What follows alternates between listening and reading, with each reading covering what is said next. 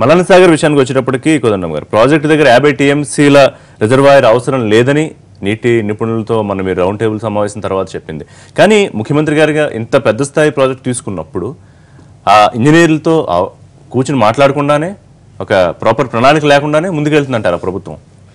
అసలు మల్లన్న సాగర్ రిజర్వాయర్ వద్దు, ఇంకొక చోట ఈ స్టోరేజ్ను వికేంద్రీకరించుకోవటం మంచిది అనే అభిప్రాయం అక్కర్లేదు అన్న మాటకి ప్రభుత్వం కానీ ప్రభుత్వం ఇంజనీర్లు కానీ చెప్పే మాట ఏంటంటే పూర్తిగా అవగాహన లేని వాళ్ళు లేకపోతే ప్రభుత్వాన్ని విమర్శించే ఆలోచన ఉన్న వాళ్ళు చేసే కార్యక్రమంగా చెప్తున్నారు. ఇప్పుడు విషయం ఏంటంటే ఒక అంచనాతోని ఒక ఆలోచనతోని ఒక ప్రతిపాదన ముందుకు వస్తున్నారు.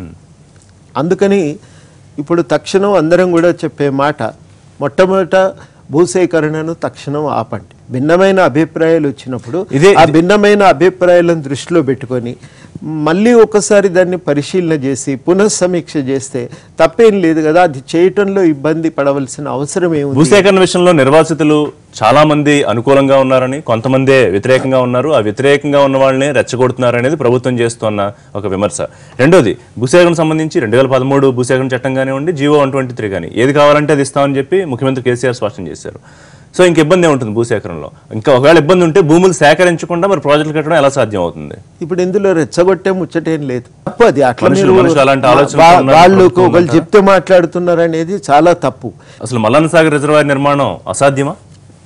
మల్లన్న సాగర్ నిర్మాణము అనేది అక్కడ తీవ్రమైనటువంటి వ్యతిరేకతలు వ్యక్తమవుతున్నాయి.